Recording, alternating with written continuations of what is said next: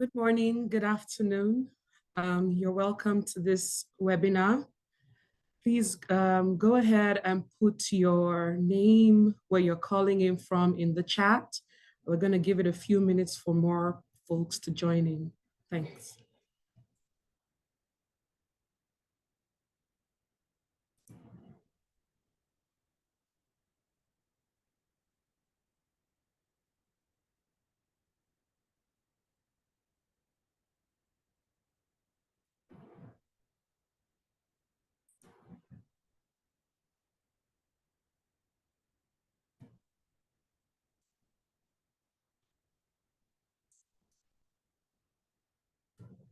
Right. While we're waiting for more folks to join in, for those of you who would like to access our live French and Spanish interpretations, you can see the screen instructions for those selecting interpretation.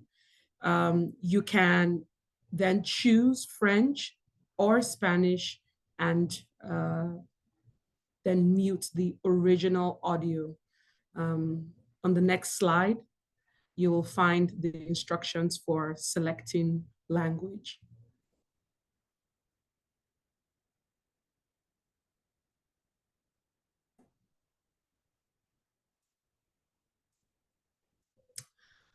Also, just to let you know that this event is being recorded and it'll be available for everyone to view later on. For those who are just joining in, you're welcome. Please introduce yourself in the chat. Share your name, your role, your organization, and your current location. I see some of you are already doing that. You're welcome. Thank you so much. From time to time, you will see polls pop up on your screen throughout the event. This is just to help you get as engaged as possible with the activities and the questions that we'll be talking about, and to just be part of the discussion. So feel free to engage as much as possible. Use the chat box. We would really appreciate your engagement. Also, you'll see a Q&A button that you can use to ask questions to the panelists throughout the webinar. We want you to be as engaged as possible, and we will do our very best to be responsive to attendees as much as we can. We'll be collecting the questions so that as many questions as our panelists can answer, we'll let them have those questions during the Q&A sessions. With all those housekeeping done, we'll move on to hear some introductions from our wonderful panelists. But as we move on to the next slide, great. First, I'll introduce myself before I invite our panelists to do the same. My name is Dr. Helen Anyasi. I work as country lead for the BMGF Shine project, country lead for Nigeria. I'm calling out of Abuja, Nigeria. Shine is a research project funded by the Bill and Melinda Gates Foundation. On the Shine project, we conduct research across 3 countries, Nigeria, Kenya, and Malawi, conducting research as countries roll out and scale up hormonal IUD. So our research is centered around the product introduction of hormonal IUD. I'll hand over to the next panelists in no particular order. I'll start with Dr. Eze. Dr. Eze, please introduce yourself. Great, thanks. Thank you so much, Helen. Hi, everyone. Thank you for joining us. My name is Dr. Eze Rokoma. I work at a Society for Family Health in Nigeria. I'm calling out from the Abuja office. I'm actually the program coordinator on the SFH Shine project, and of course, at the COF grant also for scale up of hormonal IUD in Nigeria. I also oversee clinical services in the Society for Family Health. So yeah, so I'm excited to be here, and I hope we'll have a very good conversation. Thanks, Dr. Eze. Alinda? Hi, everyone. My name is Linda Ndenga. I work with the Momentum Country and Global Leadership Project based in Kenya. And I would say that I have been involved in the hormonal IUD scale-up in the country, as Kenya has been doing the scale-up the last 2 years in terms of improving access to more states. And so, yes, I'm really excited to be here. Thank you. Great, thanks, Olinda. Next is Nelia.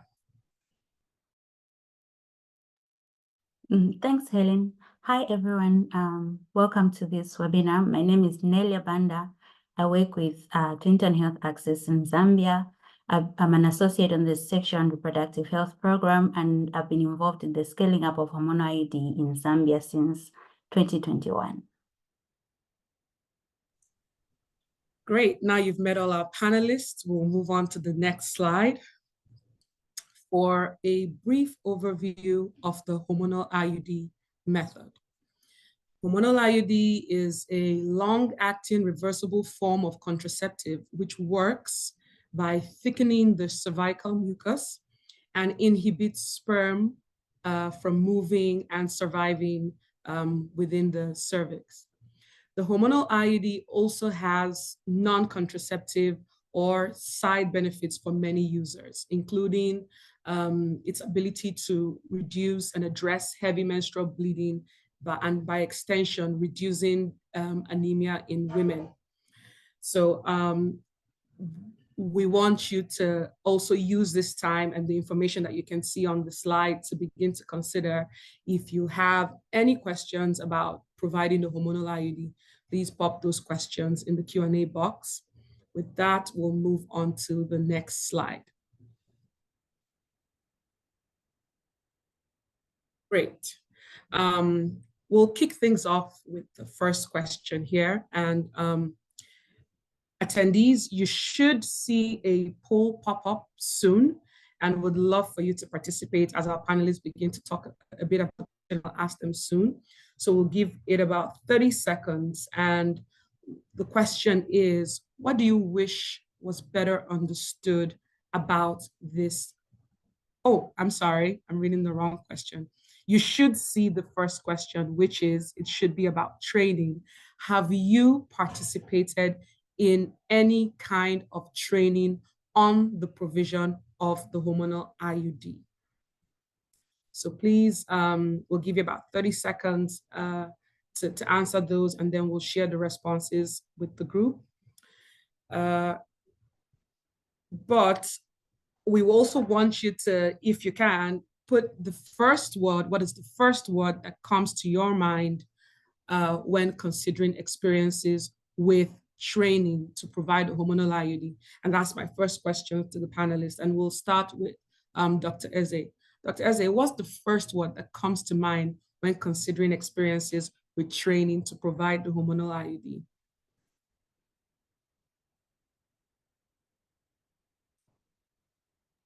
Thank you so much, Helen. I guess I'm audible. Yes. So the first word that comes to mind for me as a trainer, while considering experiences with training to provide hormonal IUD, is client safety. Yeah. So client safety stays at the top of the priority lists across the whole process of training, from the pre-training to the training itself and post-training. And why do I see that as very important?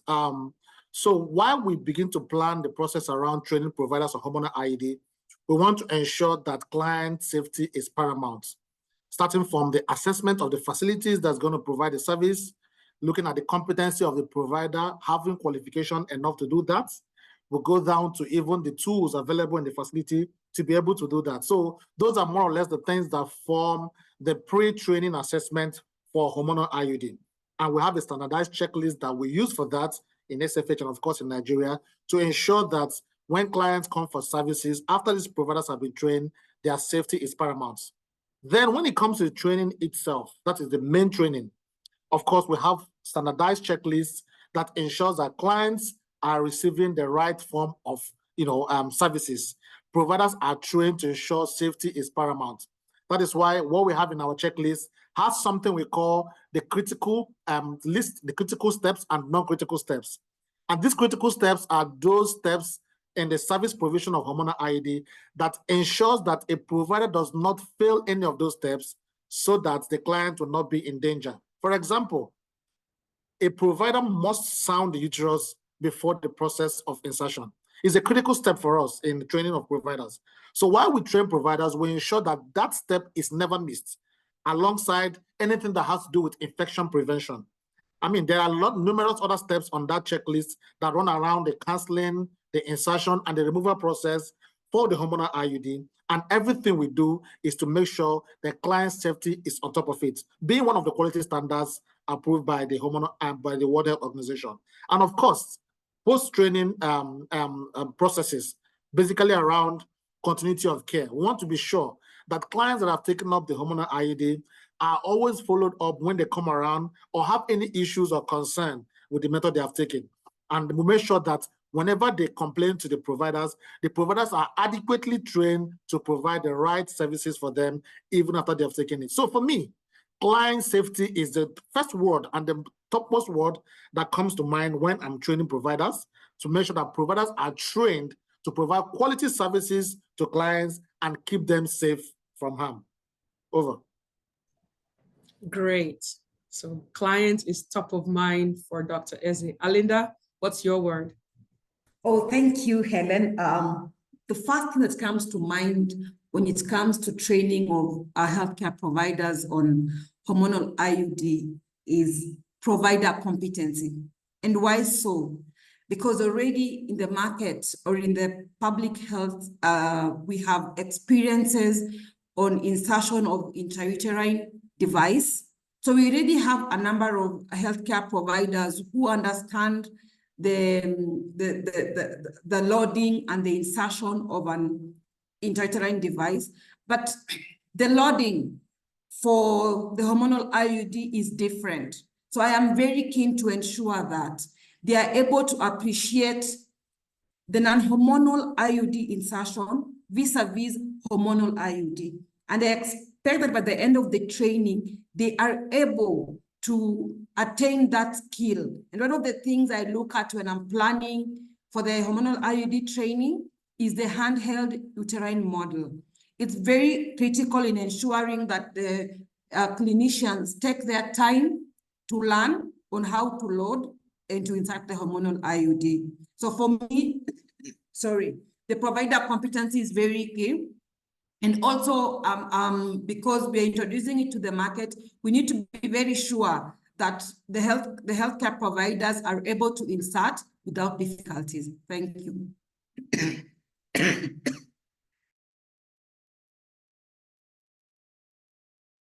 Thank you. Sorry about that, Alinda. Okay, before I move to Nilia's own first word that comes to mind, I want to just share the poll and just thank you so much for engaging with this poll. I see that a lot of us on this call have either, been part of a training and have trained others. So that's great. It's good to see, a good number of us, at least 27% have been part of training on hormonal IUD and 21% have trained others. But there's quite a number of us who have not, been trained. Hopefully this gives you a foretaste of what you can get and, gets you excited to be a part of training soon. But about 4 people are planning to be a part of a hormonal IUD training soon. That's great. So hopefully you pick up some things here at this webinar. Okay, Nelia, what's your first word? Thanks, Helen. So for me, as chair, we support the ministry with trainings when it comes to hormonal IUD. So I think the first word that comes to mind as we're planning for these trainings is the IUD virtuous cycle. This is a cycle that looks at before we start the training and we're selecting providers to come for the training. We assume that these providers don't have the skill to provide the service, or if they do have the skill, they don't have a lot of confidence to provide the service. So it comes with service provision, lack of skills, or no confidence to provide the service. And then the cycle also looks at counseling. How are the providers counseling? Are they confident in providing counseling to the clients? And do they have the confidence to competently provide counseling to the clients who want this service? And then another thing the cycle looks at is low awareness of hormonal IUD, both on the client side and the provider. So we look at that as well, and the low demand for the commodity. So when planning for a training, the first thing that comes to mind is looking at all those things, and how the training we're going to do is going to address all those things. So we want to ensure that as we are doing the training, by the end of this training, a provider should have the skills to provide the service. They may not be very highly competent, because that's what mentorship is for, but at least as they leave the training, they should be able to provide the service to the client who needs it, have the confidence to provide the service, have the confidence to competently counsel a client who's looking at getting this service, and also be very aware of hormonal IUD and create demand for the service. So the first way that comes to mind, and the first thing we want to address, is the IUD virtuous cycle, ensuring that all those steps that we have on the cycle and all those things that we see as a problem on the cycle are addressed during the training. So that's my first way. Thank you so much, Nelia. From your responses, I see that, you all are kind of really focused on provider competency, so that the client is safely, this method is provided as safely as possible to the client. So, provider competency to ensure client safety. That is so great. All right, we'll move to the next slide. So I'll circle back to Dr. Eze again and ask this question. What have you found most effective in your own hormonal IUD trainings? And what have you seen to be very challenging, or maybe even ineffective? Because we have lots of people on this call who are thinking about training. And so what would you share that would say this is most effective, but this didn't work well? Thank you so much once again, Helen. While having experience with hormonal IUD training, I think one thing I've found very effective in our training is leveraging existing structures, right? Not trying to reinvent the wheel. Nigeria commenced this process of, introduction and scale up of the hormonal IUD way back, in 20s, late 2019, 2020, coming up with that strategic framework for that introduction. And that's cut across, starting with training at the national level, then going down to the subnational level, and then to local governments. For us, and when I do trainings, it's always important and very effective for me to leverage those state-trained providers, those subnational providers, or those subnational master trainers that are available already trained on hormonal IUD as master trainers. That makes for ease of continuity and sustainability of the training. For example, when I want to train providers in a particular region, right, I just easily go across to the master trainers that are available that have already been trained in those places, and more or less, we interact with them and have a refresher, and of course, get a planning meeting with them and get them involved typically with the process of the training that I'm about to conduct. That helps me after the training to have a set of master trainers in those states that will continue with the mentorship and follow-up. That's a far cry from the fact where people train from the national level and go back and then no one follows up. So for me, it's very effective for me using state structures, even if it's through capacity building process or demand generation activities or data strengthening activities. Using state structures that have already been developed helps to make the trainings very effective and also very cost effective. Why? Because we're talking about hormonal IUD, which is not too different from copper IUD. So there's a system already in place that has been supporting the copper IUD.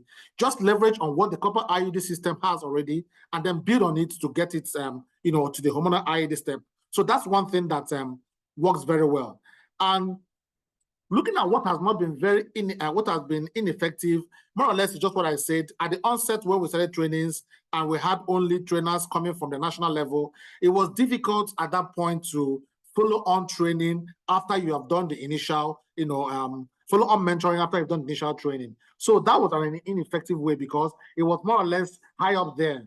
But when we had this bottom-top approach where we used the state structures, master trainers based in the states to continue following up and then mentoring these providers, it helped for sustainability. It helped to integrate supervision of these healthcare workers into the already routine supervision of those states or districts, as I might call them. So for me, that is more cost effective. That is more effective for training hormonal IUD providers at the subnational level or nationally. Thanks, Eze. Alinda, same question. Thank you, Helen, for this opportunity again. And I want to highlight one of the most effective ways we've had to implement hormonal IUD scale-up in Kenya. And one of the things that worked was, one, selection criteria for the mentees, or rather for the trainees, that we did prioritize healthcare providers who are already efficient in offering the non-hormonal IUD. So they come with already pre-existing skill of insertion of hormonal, non-hormonal IUD. And why is that the case? Generally in the country, our uptake for intrauterine devices is very low. So even for the non-hormonal, our uptake is still low. And so we do not have as many healthcare providers that are confident. They may have been trained through the healthcare provider training or post-service training, but they still do not have the confidence enough to insert. So what do? We would then select healthcare providers who already have an interest in offering this service and already have prerequisite skills that they can leverage on, so that they can improve on the insertion. And the second effective way was utilizing expert mentors, just as my colleague from Nigeria has mentioned. We had national mentors, but the challenge with the national mentors is most of them were not hands-on. So what did we do? We have what we call county level. We established county level mentors who actually are hands-on. So when you're selecting mentors for the training, we would actually prioritize the mentors that have had most insertions, because this means they have experience, they understand the dynamics around the insertions and the differences for both hormonal and non-hormonal. So that worked for Kenya. And so we were able to utilize county-based mentors that are hands-on and are well experienced. And the other thing I would say actually also is effective is the facility-based mentorship.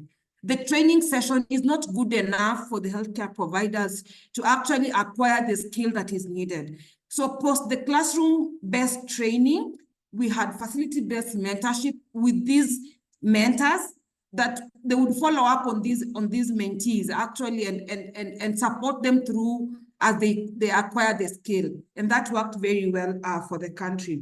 The areas I would say were challenging is demand creation, that even though during the training, we would use community healthcare workers, or what we call currently community health promoters, to create demand and ask the clients to come to the facility. We still didn't have as many clients coming up, or even though many came up, they would still prefer to take the other methods. And that meant that the healthcare providers who are in for the training would not get enough experience. So I would say that if you're working around training, just ensure that your demand creation is really, really good, so that the healthcare providers can get enough clients to practice on. Thank you very much. Those are great responses. And I like the fact that both you and Dr. Eze has found one of the effective things you both have mentioned in common is that you're layering on the hormonal IUD training on already existing training platforms. And you talked about, selecting your trainees from folks already trained on copper IUD. So this just kind of improves your proficiency and even makes it, somewhat easier to just layer on the new knowledge on existing knowledge. That's great. I see a hand raised. Feel free to put that question in the chat, in the Q&A box or in the chat, and we'll get to it during the Q&A session. Okay, Nelia, do you want to also tackle the question on the screen? Yeah, thanks, Helen. So I think my two colleagues have already mentioned, like, we kind of emphasize the need for using existing structures when it comes to training, because you need sustainability after you are gone from the training. So you really need to use local structures when it comes to training, ensuring that there are skills in the local area when it comes to training. So I think for what worked for Zambia and what I hear may not have worked so well for Kenya is that for Zambia, we really do a lot of demand generation before the training, so that healthcare workers, as they are being trained, they at least have enough clients to, when they go to the facility, to be able to practice on. And I think what worked in Zambia, what worked well, is that we have specific facilities where we have high volume of people. And sometimes when they're just the healthcare workers who are working at that facility are overwhelmed with the number of people that come seeking the service. So those are the facilities that are targeted for practice. So we target those facilities, ensure demand generation starts way before the training. And by the time the healthcare workers are going to the facility, they should have at least have enough clients to be able to practice on those. So just doing a lot of demand generation with the community-based volunteers way before, and having targeted facilities for this practice has really worked well in Zambia when it comes to practice. And I think spending a lot of time, even just during the training itself, to give healthcare workers enough time to practice on the models has helped. So we really try to reduce on the theory parts. It's very important, and we stress it and make sure that people understand, but we try as much as possible to spend majority of the training on practicing, whether it's on the models or when people go to the facility, just ensuring that everyone has that hands-on experience when it comes to the service. That's great, Nelia. And I see that, in some of your in your response, especially you and Alinda, you've alluded to the fact that the training, the formal training isn't enough, and that there needs to be some level of supervisory visits. Alinda mentioned on-the-job trainings, and she also talked about how it wasn't just enough to have national level mentors, but they had to kind of trickle down that mentorship to the county level. So I want to just maybe circle through the panelists again and just ask what has really worked well in strengthening capacity on the job.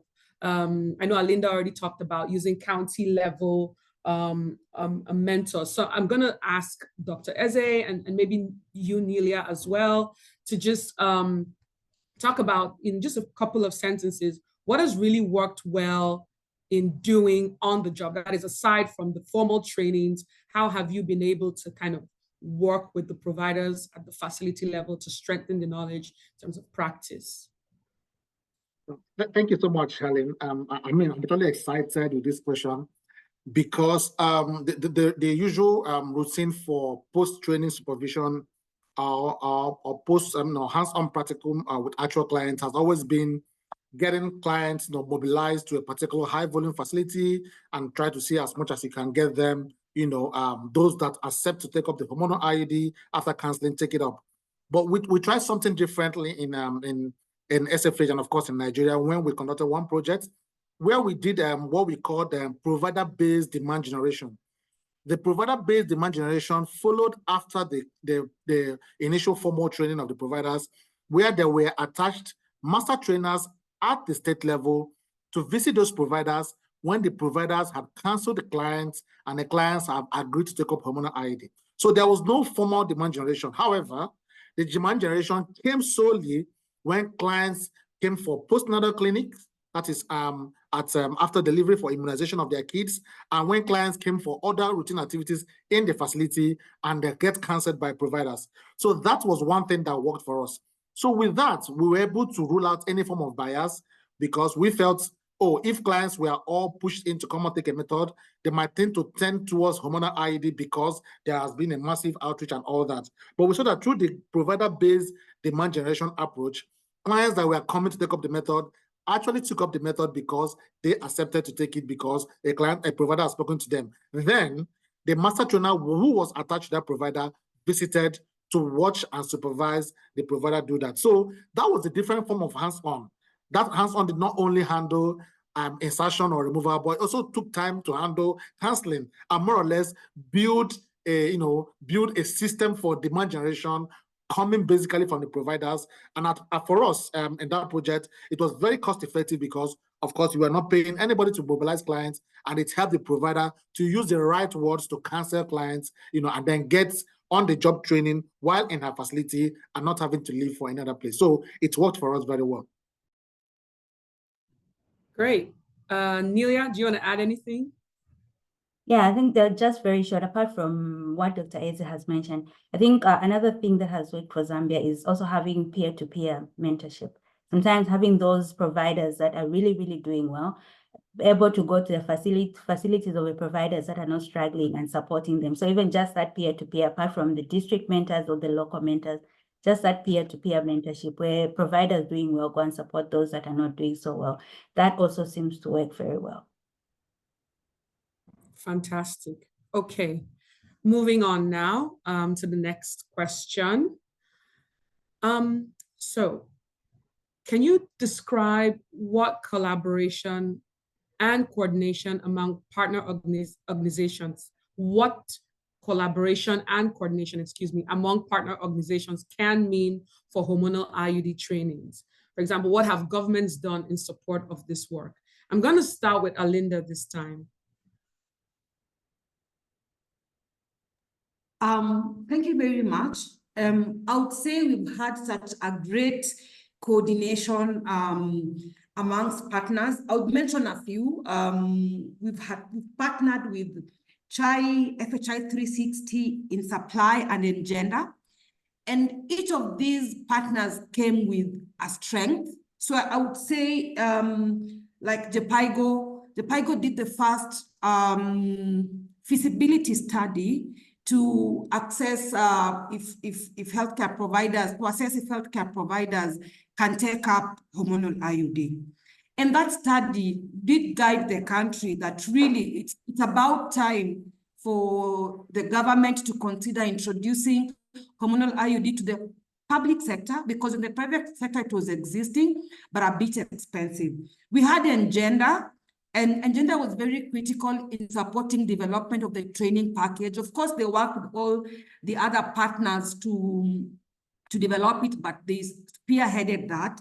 And it was critical in the scale up of the hormonal IUD. And we've had FHI 360 supporting technical backstop, and also running a study that will, of course, improve the service delivery regarding hormonal IUD. But I would say, by and large, we've had the government at the center, pulling the various partners with their various strengths into ensuring that, one, we have a training curriculum or package in place.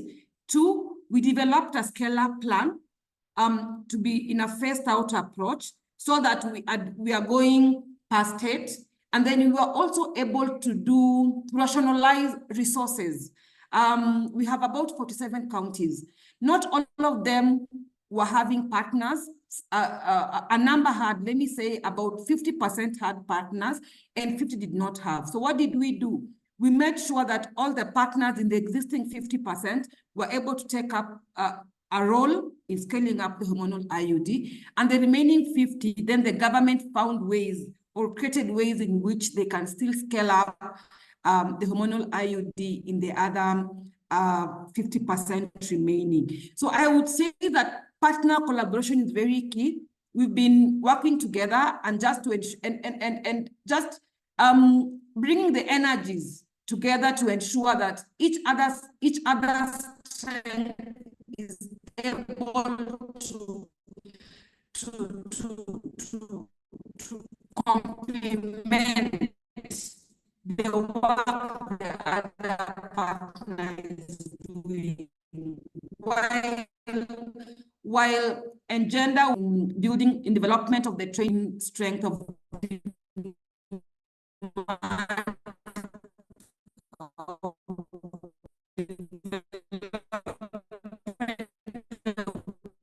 demand creation package to really come together, and that there is communication to the household level on the availability of this method into the public health sector. Thank you.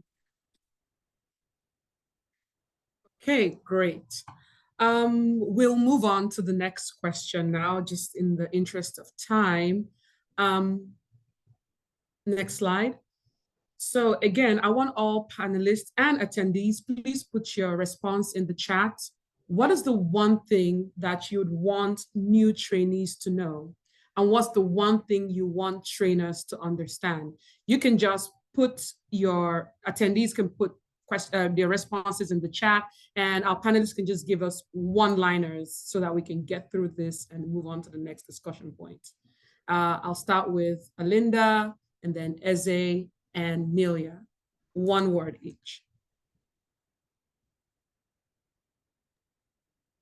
The one thing that I would like the trainees to understand contraception benefits of using hormonal IUD. And so for me, it is really important they know that it has therapeutic effects. And so it is important for them to know that they can be used in other cases for women who have other underlying issues. Like for the case in Kenya, during the COVID-19 pandemic, we actually used hormonal IUD for the cold cases that were awaiting surgery for fibroids and those who had menorrhagia. And then the trainer, the one thing I would want the trainer to understand really is that we have the one handheld hormonal IUD and two handheld. And it is important that the healthcare providers are able to take the skill on both of these methods in terms of insertion, so that they really understand when they get the one handheld uterine, the one handheld like the Mirena, what will they do? And when they get the two handheld like Avibella or the LNGIS, what will they do? So that they really understand the difference in the two hormonal method insertions. Thank you.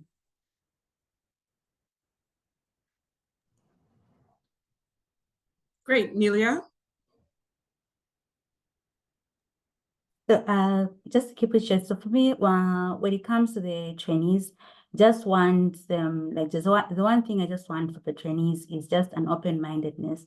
Yes, we target those that already know maybe cooperative, they know how to insert IUD, but this is hormonal IUD, just an open-mindedness to be able to learn and understand this new commodity and just be willing to provide the service afterwards and not think it's extra work added to them, but just think of the benefits to the women that this commodity will have. So the open-mindedness from the trainees and even the trainers when it comes to training, and just having the patience to be able to train the healthcare workers and remember that these healthcare workers are leaving the training to be able to provide services to women. So keeping the women at the back of their minds as they're training. Great, well done, Nelia. Eze? Thank you, Helen. So for me, one word that comes to mind while to the trainees is muscle memory. Muscle memory. So I like to always let them know that of course, muscle memory is just that phenomenon where there is repetitive physical action that creates a memory trace in the nervous system. When you repeatedly do something, you get to do them without little assistance. So when you are trained, you get to practice them over and over, either with clients or on model to get more perfect. And again, that makes it easy for you. So I always tell them in my trainings, I say, muscle memory works here. Because if you do this training and you go back and you don't ever practice again, you don't ever try to, insert on clients or rehearse the counseling or other process, you will forget this process and it becomes strange again for you. So repetitive action, continuously practicing it helps you. Then for the providers, for the trainers, what I tell the trainers is effective supervision. It doesn't stop at that training. It doesn't even stop at the post-training follow-up, but you should move these providers that have just been trained from the state where they are to competency and then proficiency. So it must go through the whole from competency to proficiency where you're sure that these trainees can do the job highly unassisted. So for the providers and for the trainers, it is effective supervision. And for the trainees, I go with muscle memory. Thank you. I love it. Muscle memory, practice makes perfect. Great. Okay, moving on now to client counseling. So, what is the first word that comes to mind when considering experiences with client counseling regarding the hormonal IUD? And I really have to hold you to really one word that because we're running out of time and I want us to get through the entire thing. Conversation is so rich. So, Dr. Eze, what's the first word that comes to mind when considering experiences with client counseling? Oh, just keeping it short and simple, informed choice. So I saw someone already put in the chat there, I think Nalia or Nata, so informed choice and volunteerism. So they come together as just one word for me. A lot of things are out there. A lot of, there's this drive to want to push hormonal IUD out there. But I like to always put that informed choice in front. Give all the necessary information about the methods and let the client choose those methods that best suits their reproductive needs. So for me, informed choice. Great minds think alike, Naila and Eze. Right, next, Nelia. Just client, like each client is different. There's no one size fits all when it comes to counseling. Each client is different and each client should be treated differently. So there's no standard counseling for each client, just treat each client differently. And as Dr. Izzy has said, informed choice. Yes, we're talking about hormonal IUD, but there should be no cohesion for women when it comes to provide all the information necessary and let the woman choose what's comfortable for her. Oh, I'm sorry, I think you're mute. We lost just the last few couple Yeah, statements. so I'm just saying there's no one size fits all, and as Dr. Isa said, informed choice. Great. One size does not fit all. Alinda? One word the first word that comes to my mind is comprehensive counseling. Give as much information as possible to ensure the client really understands the details about the methods. Thank you. Great. Okay, so circling back to Dr. Eze again, do you have a memorable client counseling story that you can share with us? One that taught you something? Thank you so much for this question. I was just praying that I will be asked this question. So I had a client that visited to remove a hormonal IUD. And of course, in the process of removal of hormonal IUD, you have to do a counseling session, to find out, to counsel the person, and along the way, the person might change their mind. So the client told me that the reason for removal of the hormonal IUD was she was not seeing her menses anymore. And that she had been told that the reason why she was not seeing her menses was because the blood was piling up under her skin. And that if she does not remove it, then of course she's going to get big problem. And she showed me her skin. It was actually a fair lady. I said, oh, can you see the blood under my skin? So what hit me was myths and misconception. I was like, wow. So these myths are really working out there. So in the community out there, a lot of women are biased from taking up family planning because the myths that are ingrained in the community, they are deep there. So I had to start talking to her and explain to her the mechanism of action of hormonal IUD and the reason why she was not seeing her menses, and that there was really nothing to share. That's why she was not seeing it. And she calmed down. She didn't remove the method.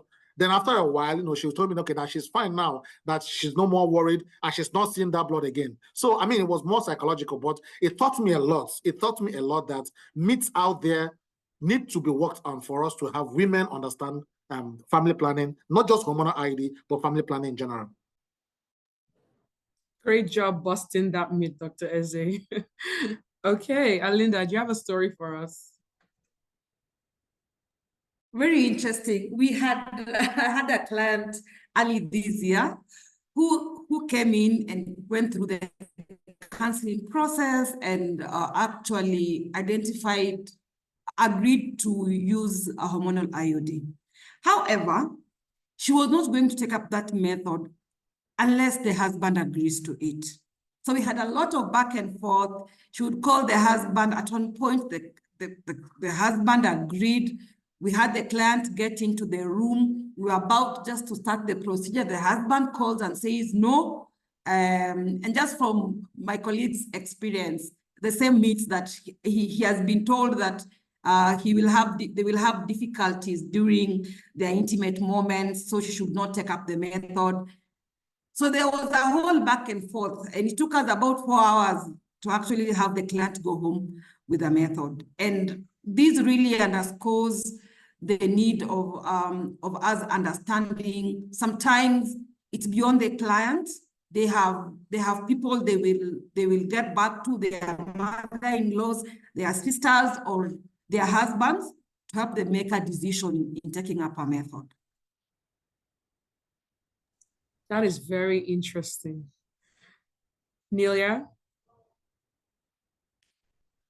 I think for me, no specific story, just a lot of reports from health providers and even would-be clients themselves who opted out of a method even though they wanted it, just because they felt like the health provider did not carefully listen to their concerns. So I think just what's important highlighting here when it comes to counseling for health providers is, no matter how, I'll use the word silly that you think their concern is, please address it respectfully so that the person feels heard and their concerns are heard and you address them in a respectful way, so that you don't diminish how the person feels. So even just something in Zambia, that's something, the misconception, as simple as if you put the hormonal IUD, it might fall out at some point. This is a real concern for some women. So if you diminish that and you don't address that well, we've seen clients go back even though they would have really wanted the method. So just respectful, being respectful when it comes to addressing the concerns that women have.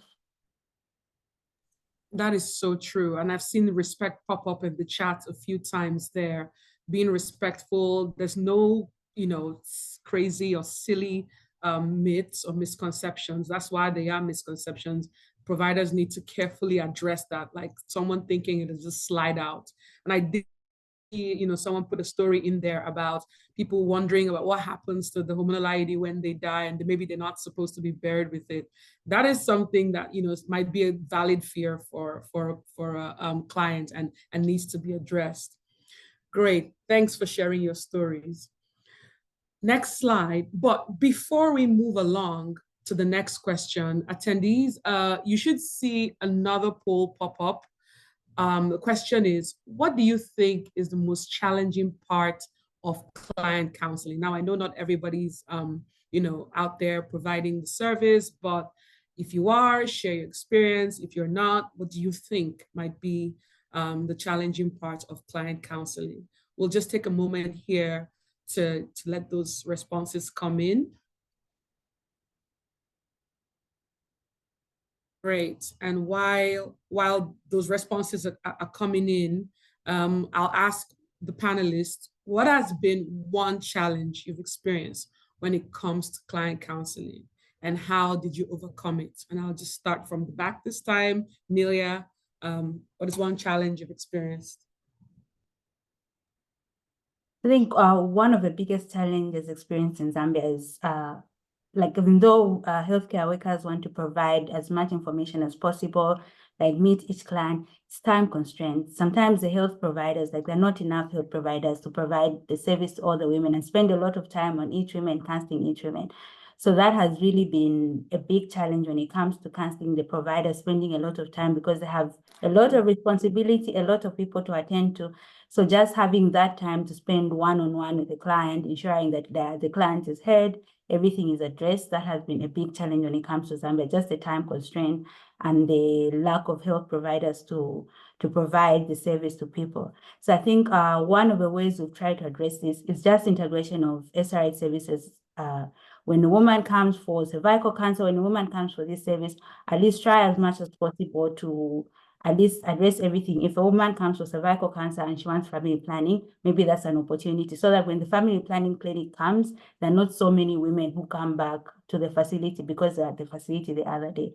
Just integrating SRH services with other family planning services with other SRH services is what's working a bit when it comes to the time constraints that providers have.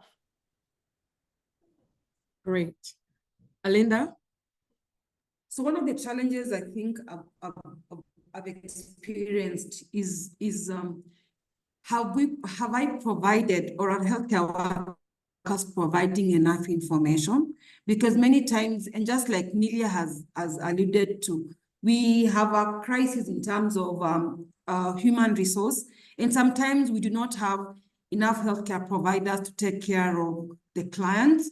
So because of that time constraint, you will find that either the healthcare providers opt to do group counseling so that they can manage the numbers at the facility level. And so sometimes they may not share as much information. And what have we done? One of the things we've done is to ensure we have IEC materials that the clients can access and are in a language that they can easily understand. That as much as we develop them in English, but we can have them in our national language, so the clients can actually identify with the methods as they are waiting to be served.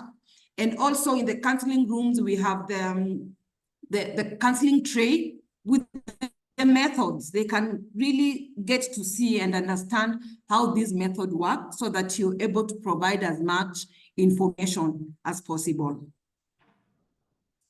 Great. I love that you provided one challenge and a recommendation. I like the idea of providing material so that while they wait, it shortens the amount of time if they already are thinking about methods and already looking at options out there. And Dr. Eze?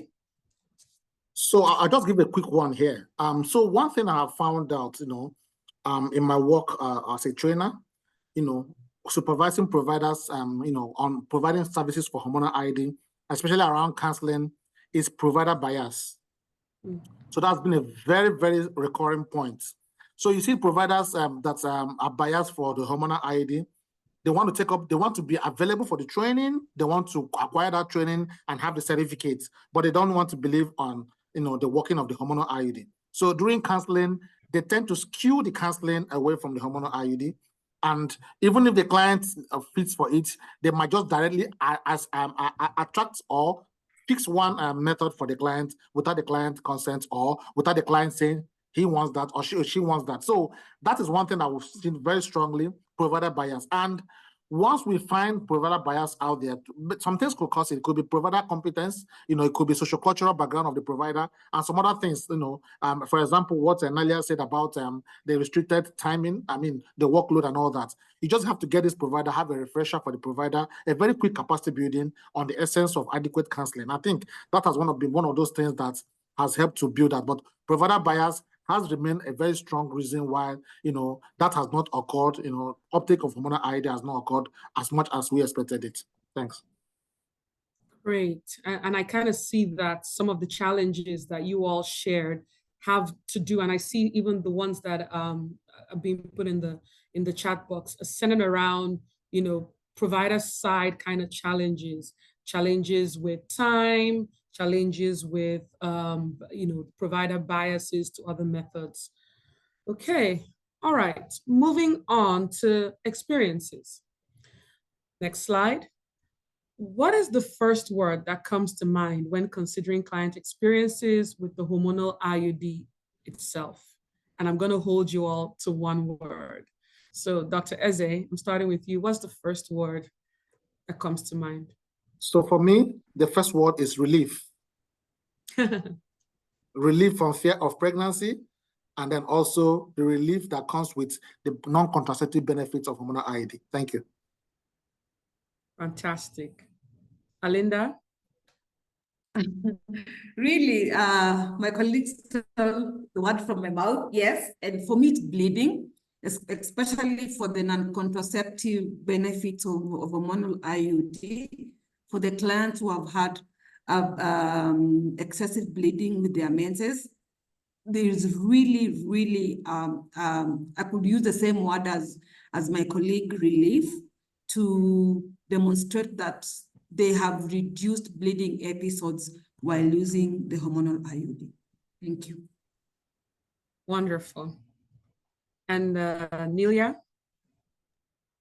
The word for me is satisfaction. I think we've experienced a lot of people who've had the IUD come back very satisfied, saying the non-contraceptive benefits that they like about it. So just a lot of client satisfaction that has come from people using this. Fantastic. Okay, really love your one words. But before we move on to your next question, question. You will want to share the results of the poll. People have been engaging, really great engagement out here. We had asked you what you think the most challenging part of client counseling is. And 61% of people think it's navigating misconceptions and client concerns. And I will agree with you all on that, even just based on the stories that we heard. This was followed by balancing the need for the full method choice. We already saw that we do know that, giving everyone full method choice is important, but sometimes it's just not enough time. And then the provider feeling confident was next. And people put other things in the chat as well. Great, thanks for your engagement. Okay, back to questions for our panelists. What's the biggest surprise that you've encountered in your work related to the hormonal IUD? Nelia, I hope you don't mind that we start with you again. Yeah, no problem. I think just for me, the biggest surprise has been the myths and misconceptions that come like from the community and everything. Like people come up with the craziest things. So that has really been a surprise for me, like what people can come up with and what people can say and how those can be addressed. So that has been the biggest surprise, because there are some things that you hear that you wouldn't even think of. So yeah, that has been a really big surprise. Yeah, me too. Just listening to the stories and seeing the chat. Okay, Alinda, you want to share your surprise? My biggest surprise is how most of the clients actually were accepting to use hormonal IUD. As much as our uptake for copper IUD is low, slowly, I know as time goes by, we will actually have hormonal IUD take up the lead. So I didn't think there would be as much acceptance, given that the copper IUD was low. So that was my biggest surprise. Yes, that is true. Even for me, I'm happy with the uptake so far, even on this side. Dr. Eze? So thank you. So for me, my biggest surprise so far with service provision for hormonal IUD is clients are specifically asking for the hormonal IUD so they don't see their menses. It's such a big surprise, because I see a lot of women here in Nigeria attach a lot to seeing their menses. If it's reduced, they get worried sometimes. But now we're seeing women saying, "Oh, we've heard that this method can help us reduce excessive bleeding. And we heard that it will even make it to stop completely for some people. I want to use the method for that." So it's a huge surprise for me that some of those things are coming up now. Yeah. Okay. I'm sorry. I hope that was not just from my end. You cut out a bit, but what I got was that women are liking that non-contraceptive benefit of amenorrhea, and they're really enjoying not seeing their period. Amen to that. Okay. All right. So the next question is, what are your favorite innovations in this space right now? And what do you think the future looks like? Dr. Eze, can we just start with you? So I think for us, one of our innovations, which is the digital training tool, Hormonal IUD, is a very, very apt tool that we'll be using to train providers at scale. And of course, a lot of partners have also used that. For us, it's a very perfect way to have trainings done digitally and also have them as a resource when providers can actually go back to and refresh their knowledge. For us, we feel that is a very good way. It's a very cost-effective way, cost-efficient, and also helps providers to have a document they can run back to quickly and refresh their knowledge. So it's a very good way for us to do that. So that hybrid model of training is good. And for us, collaboration with partners is going to make the future for hormonal IUD much better. And I see that's already happening. Of course, this kind of webinar we're having is giving ideas to other partners on how they can implement hormonal IUD in their countries. Yeah. Yes, hybrid trainings, very exciting. Alinda? So yes, same case as in Kenya in terms of utilizing digital platform for training. And also, I would say it's one of the ways that has actually been efficient for us, so that we can have the healthcare providers go through the theoretical work before the classroom, and the classroom-based lessons are really for the clinical competence.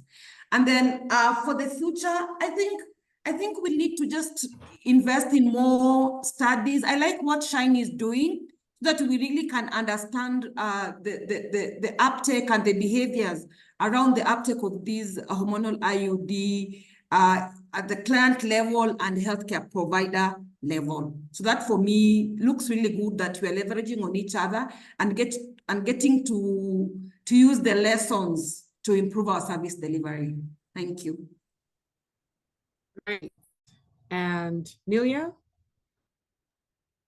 Yes, I think so. For innovation, it's the same for Zambia as well. Just trying to now go digital instead of spending a lot of time on theory, just having digital ways of training providers. So that's a really good innovation, and it will really save a lot of costs when that is fully implemented in Zambia. So just navigating that is really exciting.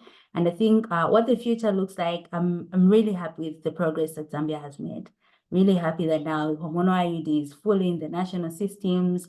This is something that even if partners stepped out right now, the ministry can take up by themselves because it's fully in the national systems. Just so the future really looks good, just hoping that this momentum won't be lost, that we're really gaining in the country. Fantastic. Great response, Nelia. So last question for this phase. What do you think was better understood about the hormonal IUD? And again, we have an attendee poll on the side there for you to engage with. What do you wish was better understood about the method? That should pop up on your screen, and you can engage with that while our panelists answer the question. What do you wish was better understood about the hormonal IUD? I'll start with you again, Nelia. Yeah, I think just the commodity itself, like I wish people would stop focusing on just the hormonal part. It's really been a big challenge. Just when women hear hormonal and providers hear hormonal, a lot of focus comes on just the word hormonal itself. So people should look at just everything, the effectiveness of the product, the non-contraceptive benefits, and how it can benefit the women. So just understanding that part and getting over just the hormonal part of the product. So yeah, seen a lot of people push for copper-T because of it doesn't have hormones, and steer women against from hormonal IUD because of just the way. So I wish people understood the non-contraceptive benefits better, or just the effectiveness of the product, and stop focusing on the hormonal part of the product. Yeah, I can see how that can be, if it's not well understood, it can be confusing. Alinda? So for me, one of the things I think I would want to be understood most that it's affordable right now in the public health space, because in the private sector it's been very expensive and most women would not access it, and even some of the healthcare providers are not probably aware that it's being provided in the public health space. So for me, I would really want that to come out and to let both healthcare providers and the community understand that it's now affordable. Thank you. And Eze? Yeah, so I think Nalia's the made some points I wanted to make. That's about the hormone aspects. I mean, so I wish people can understand that even though it's a hormone-bearing device, but the effects of the hormone and the effect of the method is local. It's only acting in the uterus. So, and then those scary hormonal effects, and hormonal systemic effects are not obvious here, of course, because a lot of women will not come with those symptoms, but even if they happen, it's just a very few percentage. So because of the local effects of the hormone, levonorgestrel. So I wish people can know about that. And just like she said, focus more on the other non-contraceptive benefits and the fact that it's highly effective, over 99% effective, and then it can provide you that contraceptive benefits and also the non-contraceptive benefits. And yeah, so that's what I wish people can know about the hormonal IUD. Great. Well done, panelists, for the very useful answers that you've provided to the questions. And now We're moving on to the Q&A section, and we have a number of questions, and hopefully we'll be able to get through all of them. We have some very interesting questions from the audience, and one that really just stood out to me here is and I'll just ask this question first and then see which one of the panelists is very interested in answering this one. Is, are there any strategies that you can share with us in terms of providing counseling to adolescent girls? Now, this is for a specific target population. Do you have any strategy, experiences providing counseling for adolescent girls? I don't want to put any panelists on the spot, but feel free to unmute and answer this question if you have something to share with the attendees.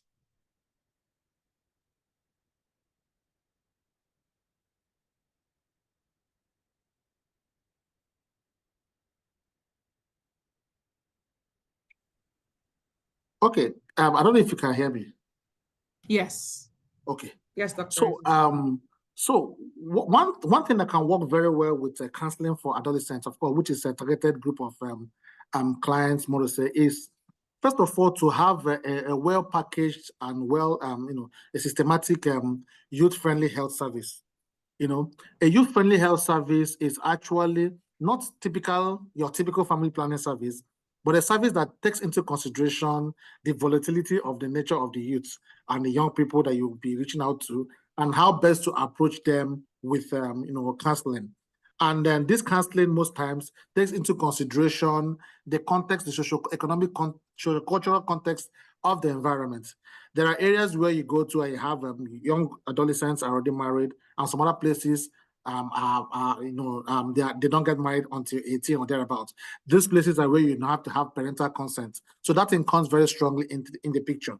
And most times when we want to pass this kind of message across, we want to make sure that we respect those intimate laws, those critical laws in those areas. For example, in one of the projects we are running at SFH, we adopted what we call the big sister model. Now, the big sister model happens to be an elderly adolescent or an older adolescent who is actually receiving FP services, or who is actually receiving, guidance, on their sexual and reproductive health, serves as a peer and a mentor to other younger girls. Best of all, how to protect themselves from unintended pregnancies and what to do and who to refer to when they want issues around counseling. Then you have a set of trained providers, basically trained on youth-friendly health services. There's a curriculum for that trains them basically on youth-friendly health services to be able to counsel them on how to prevent unintended pregnancies, and where necessary, have to inform or seek the consent, of guidance, before taking up any service that needs that kind of, guidance. So it's actually a very delicate issue. I understand where the point is coming. Very delicate issue, but it's not something we can overlook, because we first of all had to develop that curriculum for youth-friendly health services and then begin to use that, as well as also create empowerment opportunities for these young ones to be able to more or less keep them away from, harmful practices or practices that will, endanger their future, so to say. Yeah. I really like the idea of that big sister approach. That sounds like something that is very interesting. And I'm going to send this question to Alinda, because earlier you had spoken about you were surprised, pleasantly surprised by the current trend in the uptake of hormonal IUD, and someone's asking, what do you think are the key factors driving clients to use the hormonal IUD? That this is considering both cost and effectiveness. Alinda, can you tackle that question for us? Thank you, Helen. So I think one of the things, as the doctor from Nigeria had mentioned earlier, are the non-contraceptive benefits for really women who have issues around their bleeding, the menorrhagia. They would really prefer to take up the hormonal IUD. Second, even though we have had controversies and fears around the use of hormonal methods, I saw the women who were were told that it is local acting, that it's not systemic. That also was some sort of relief for them to just consider taking it up, as opposed to using the hormonal methods that are systemic. So that was one of the factors that I saw really was having the women take up the hormonal IUD method. The other factor that I picked was the cost. And I think the moment they realized that for like in Kenya, they do not pay for the method because the government and other partners have procured it at a subsidized rate. So really the cost was one of the issues that was making the women not take up the method, because in the private sector, it's really expensive and they could not afford. The other issue the other fact that I saw was the healthcare provider skill, because also the healthcare provider, for those who are not comfortable with offering intrauterine device methods to the mothers, their counseling was a bit biased, not really comprehensive. They would skew somehow towards the methods they are comfortable offering. So you would see for a healthcare provider who is confident in giving the method, they were able to do counseling and provide the method to the client with confidence. And that really had a very good environment for the client to ask all the questions and understand the comfort and even the discomfort they would experience during the insertion. So those are the pointers I would say. And lastly, availability of the method. Because at some point, when we were still introducing the method, the supply chain was not very stable. So at some point, we had clients coming up for the methods, but we didn't have the method in the facilities. So I would say that just ensure you have a good supply chain that is stable, that at whatever point they come up for the method, they're able to take up. Because for the women who came wanting the method and it was not available, then they had to be given the other options that were available or referred to a private facility to take up a method. And we know that in the private facilities, it was a bit costly for the woman to afford. Great, thanks, Alinda. Here's another question that I think this question is, Nelia could probably answer this one for us. Someone's happy to hear that mentees or trainees are followed up and mentored. And they're wondering if the effectiveness of training is assessed in terms of clients, asking for the service, demanding more services, and if there's any kind of satisfaction survey, collected at the end of the service. Nelia, do you want to help us understand how the training effectiveness is assessed from your point of view? Yes, so thanks. Yeah, thank you for the question. Yeah, so yeah, trainees are followed up. A lot of mentorship goes on after the training happens. So I think just the effectiveness of the training is, I think, just the healthcare worker being able to provide the service safely to the client. I think then the training has been effective. Just providing, not just the service provision itself, providing counseling, and it should be counseling that's not biased. The woman is able to freely choose the method. And once the method is selected, the health provider is able to safely provide the service to the women, whether even after the mentorship has happened, and then they're able to move on their own and provide the service, and also be able to orient other workers at their facilities. So I think for us, that has been what we use as a way to measure if the training has been effective.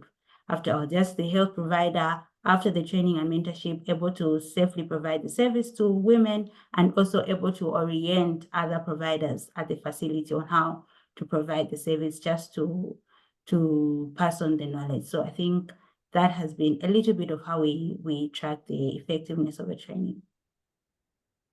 Great. Thanks, Nelia. And this question, I feel like it's tailor-made for Dr. Eze. In your introduction, you had mentioned that you are working on a hormonal IUD scale-up project.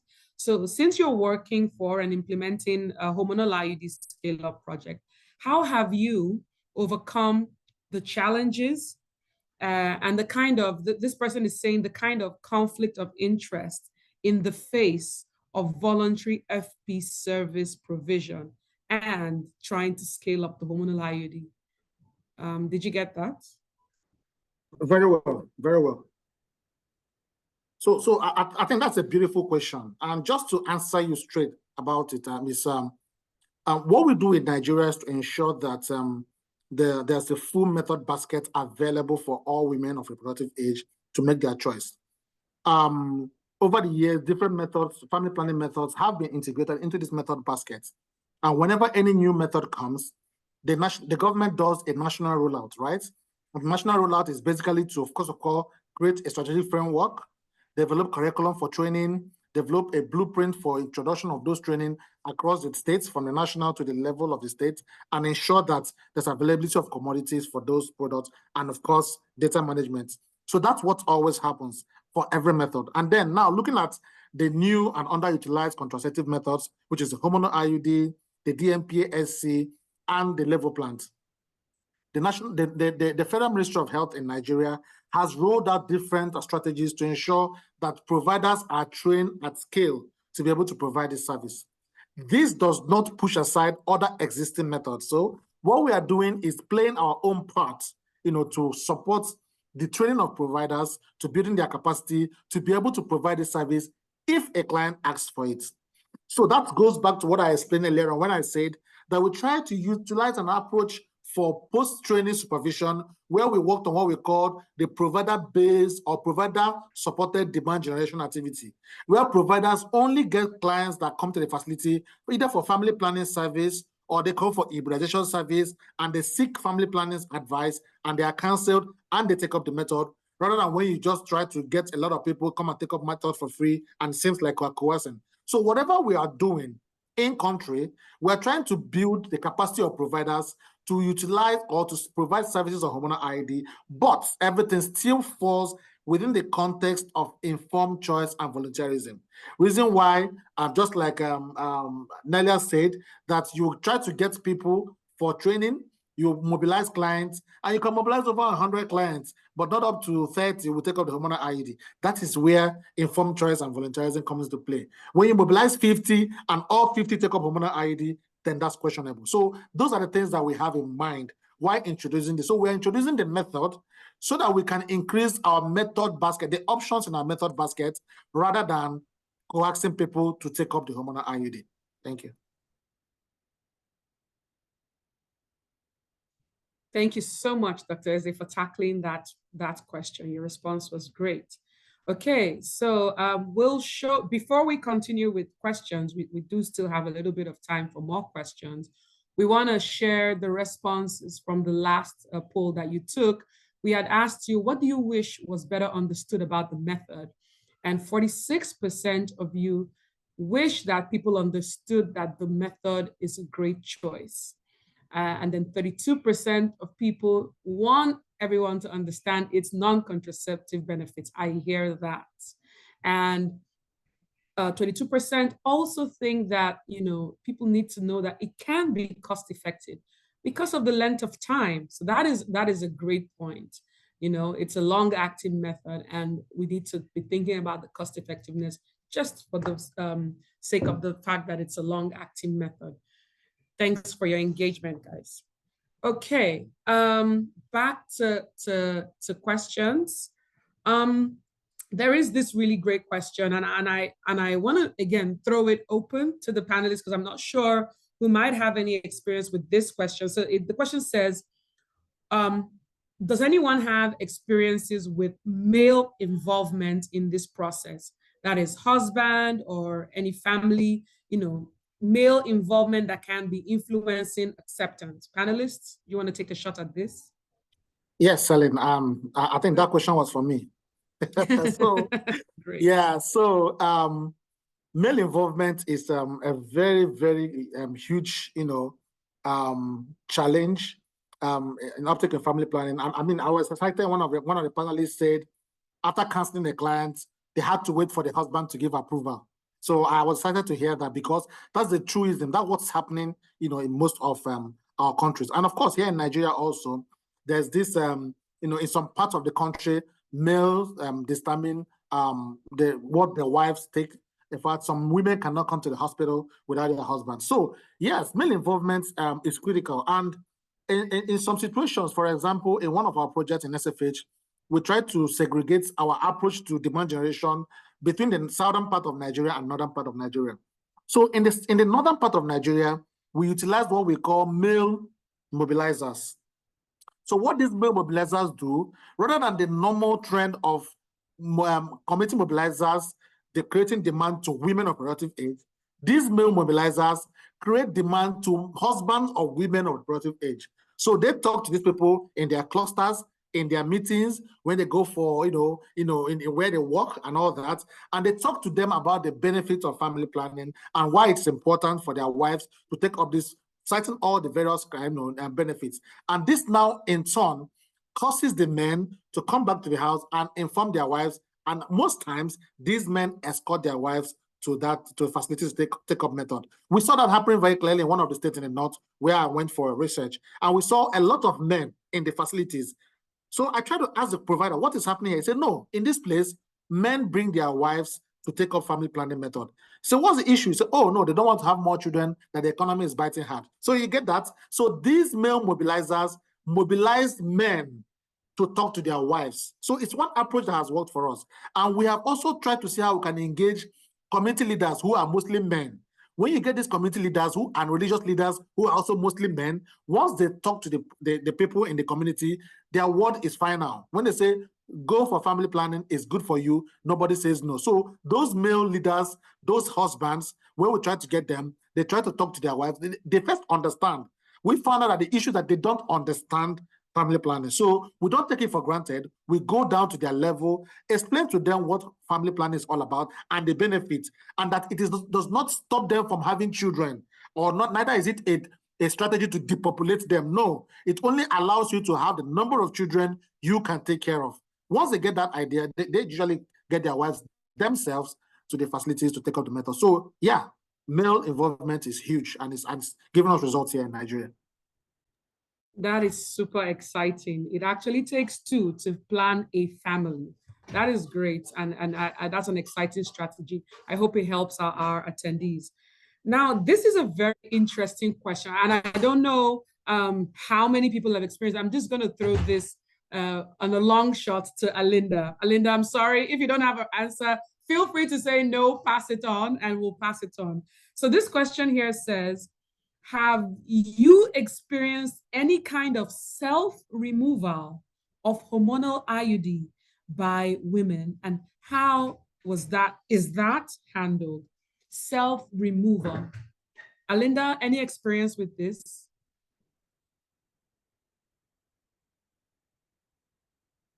Do I still have Alinda on? Okay, moving it over to Nelia. Nelia, any experience with this? No, I've not experienced. Okay. Okay. Yeah, I think no experiences with self-removal from this side as well. Yeah. Eze, any experience with self-removal? So I have not had an experience with self-removal, but I tried to ask some questions, right?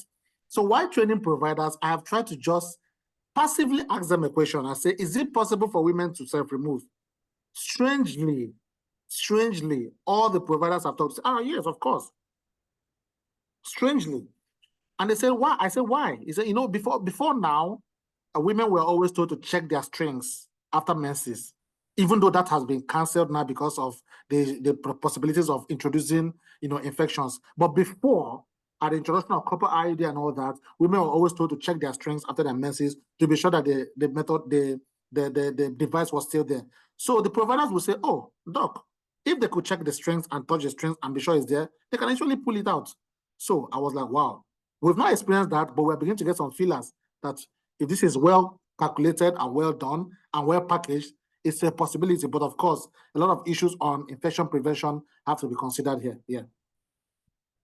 That is very interesting. And I see people sharing in the chat. Please feel free to share your experiences around self-removal if you have, and, you know, anything that we can learn. I see that this is, you know, a very niche area, and it's not, you know, probably we haven't seen it a lot and haven't explored it, but I guess there's room for exploration and asking more questions around this. Thanks for taking a stab at that, guys. Okay, and I think we already touched on this particular question. If there are any organizations that are organizing virtual trainings on hormonal IUD. I feel like this question is still made for you, Dr. Eze. Yes. Way back in 2021, the Society for Family Health, in collaboration with FHI 360 and of course PSI, were able to develop a digital training tool for hormonal IUD providers.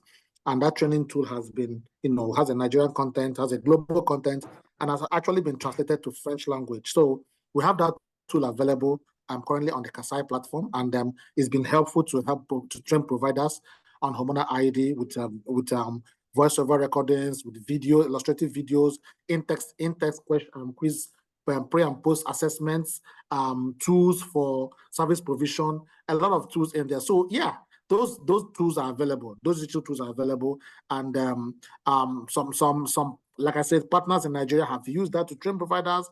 But of course, like I said, it's a hybrid approach, you know, because you also need to have those providers come for an in-person practical with the model and then actual clients. But at least the didactic component is actually hosted digitally. Yes, so we have that tool available, and of course, other tools out there. Yeah. Thank you so much. And with that, we'll move forward to some closing remarks. Great questions, and we can't get to it all. My colleague will be sharing one-on-one resources in the chat box so that you can find more information about hormonal IUD and other resources. And when we share the recording, we will do our best to try to answer some of those questions and send it along with the recording. So as we move to close, panelists, is there anything you wish to conclude with today, or perhaps anything you didn't have a chance to share earlier? And I'll start with Nelia. Yeah, I think, no, thank you so much, Helen. A lot has been shared on the platform, so not much from this side, just a call for continued collaboration, more learning platforms like this so that people can just share experiences from the different countries, lessons learned, just to improve how each country is scaling up the hormonal IUD. So just a call for continued collaboration. Fantastic. Alinda?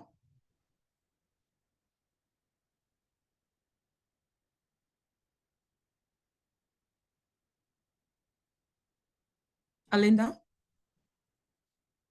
All right, Dr. Eze, closing remarks.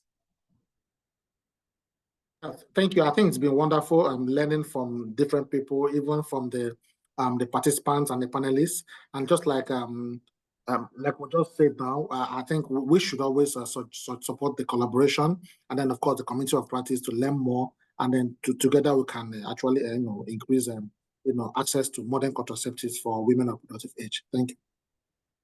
Thank you so much, panelists. Thank you so much. Huge thank you for sharing your time, your energy, your perspectives with us today. We'll be making the recording of today's event available as soon as possible, including through our newsletter. You'll see QR codes here to access the Hormonal IUD group's homepage and the newsletter. You'll also see a link to sign up for that newsletter in the chat. And thank you to all the attendees for your time and for your very, very active engagement, for sharing your stories. We are very grateful. Until next time, thank you.